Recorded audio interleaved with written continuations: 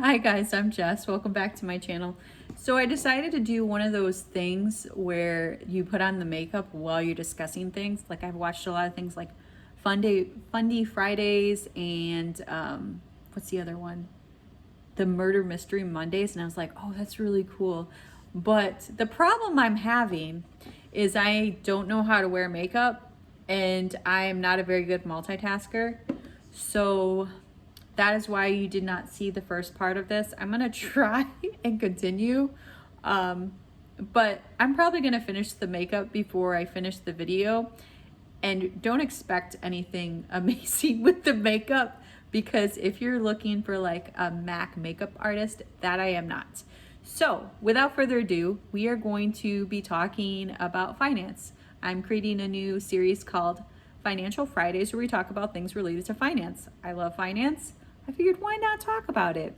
So I was never really good with finances. I wouldn't say that I was horrible, but I was pretty much normal, what you would think is normal. I feel like, sorry. So I was never like horrible, but I wasn't really great with finances either.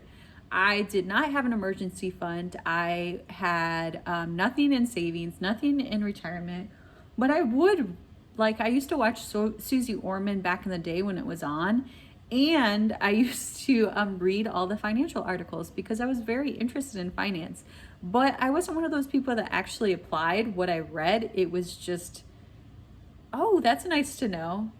So you know those stories where they talk about the 18-year-old saving $20 a week and they're a millionaire by 65.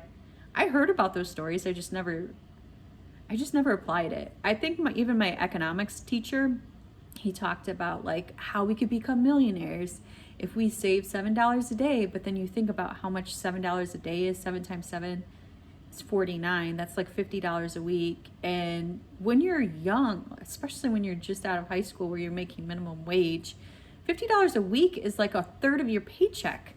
So I was just like, that's crazy. Like nobody's got that kind of money. And I have bills to pay. I remember having to work 2 jobs in order to live out on my own. And even with that, I had roommates. So I pretty much just was chugging along, living paycheck to paycheck. I lived pretty comfortably. Like I had, like in the military, it was a little bit, when you first start off in the military, they don't pay you anything and you're living in the dorms. I think I didn't get paid that much. I want to say maybe $600 every 2 weeks. I don't remember. It wasn't that much. I remember like my first paycheck from the military was less than what I made working the 2 jobs. So, but anyway, so I wasn't making that much money. So I didn't save anything. And then I hit age 27 and I was just like, oh my God, I have no money for retirement. I have no money in emergency. I'm almost gonna be 30 and I have nothing.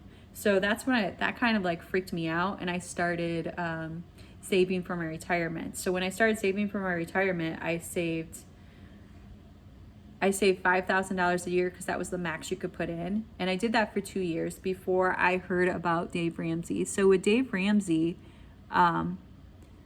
he's the guy that has the 7 baby steps, and he changed my life. I know that sounds really corny and stupid, but I really didn't know what I was doing when it came to money. And his plan was very easy to follow. So the first step is to save $1,000 for your emergency fund, which I did. So I saved $1,000 for my emergency fund. And that was the first time in my life I actually had an emergency fund, which is weird, right? I would get money back from my income tax money, and I would think I would save some of it, but it would be gone within like a couple of months. I never kept it for very long. So to actually have an emergency fund, and like if something came up, I would have money to pay and I didn't have to go to my credit cards. That was just like, it just gave me such a sense of peace. So the next step is to pay off all your debt. So I had about $22,000 in debt, and that was due to like the majority of it was a car. I bought a car brand new. My many smart decisions I've made with money. So I bought a brand new car. So most of my credit was that car. So it took me about a couple years to pay it off. And then I paid off my credit cards, and then I moved to England. And I want to say that, after that, I started following the rest of the baby steps, which I did do baby step 3, which is you save the 3 to 6 month of emergency fund of emergencies, fund for emergencies. You know what I mean? So you save that. And so I did do that. But after that, I just kind of stopped. I was traveling around Europe, so I spent any extra money I had doing that. And then I didn't do anything else. I didn't put any more money in retirement or anything. And then I got orders to South Korea. So South Korea, for anybody that's in the military, most of the time if you get stationed over there, you're going to be living in like a dorms. So you're not going to be living off base. You're going to be living in the dorms. Not all the time, but most of the time you're going to be living in the dorms. And then what they'll do is they'll take a portion of your paycheck and they put it towards you going to the chow hall to eat food. So you get food, but it's technically you're paying for your own food. So it's like, okay, well, I don't have any bills right now. And the only bills I'm going to have over there, because the base I was stationed at, you couldn't have cars if you were under a certain rank. So I'm going to have a car over there. So I didn't have to worry about car insurance. The only bills I was going to have is my phone bill and my internet bill. That was it. And my food and my housing was already covered. So it's like, well, you know what? I should start saving for retirement. And at this time I had heard about the thrift savings plan. So in the military, they have this thing called the thrift savings plan, where it's pretty much the military's, oh God, how do I describe it? It's just like the military's retirement plan. So you can invest, and you can invest up to $19,500 now. I think when I first started, it was only $18,500. But you could start saving for retirement. So that's what I did. And I was like, well, let me invest. And I started off with like 39%, because the way I saw it is no bills. And what else am I going to be spending the money on anyway? It's not like I can travel, because when you're over there, you only get like 30 days you can take off. So you're not going very far. So that's what I did. I started saving, and I started with 39%. And I want to say, it was super easy, guys. It was super easy, 39%. But it was a bit of it took a little bit to get used to, because back when I was in England, I think I got about $2,000 every paycheck. Granted, you still have to pay rent and all that. But I went from that to $1,000, and granted, the majority of it was coming out for my thrift savings plan. So, but it was a little bit of an adjustment, because you're used to spending a lot more money than what you do. So I started with 39%, and then I just they say like you should bump it up. Like every year, if you get a raise, you should bump it up, because you're not going to miss that money anyways. And that's what I did. And I kind of stopped at 42%. But so I did that.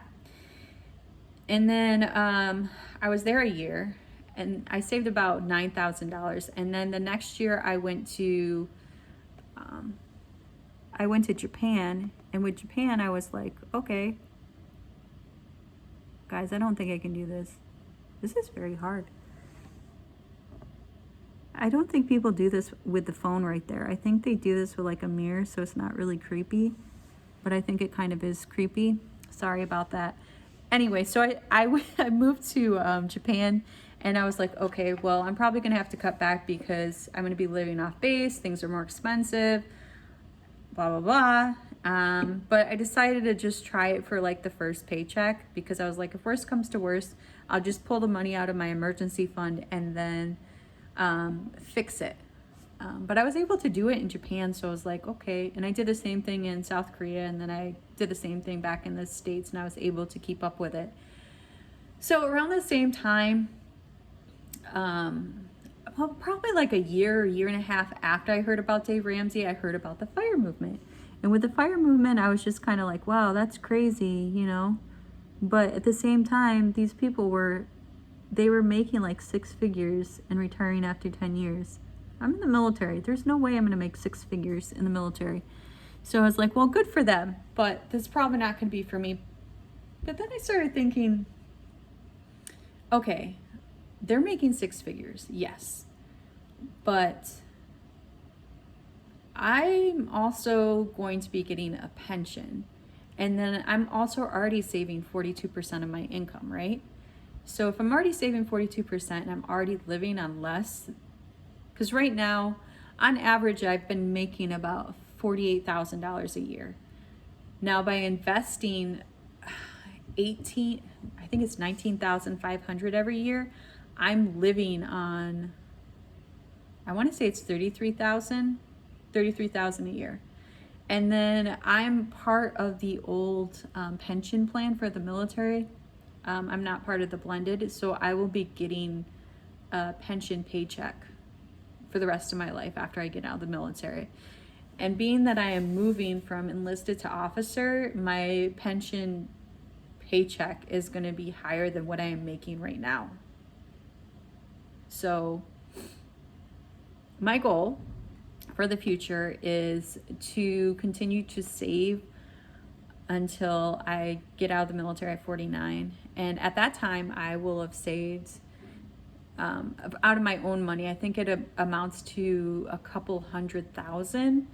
And then with compound interest and everything, by the time I draw from it, I think at 67, it will be 1.2 million.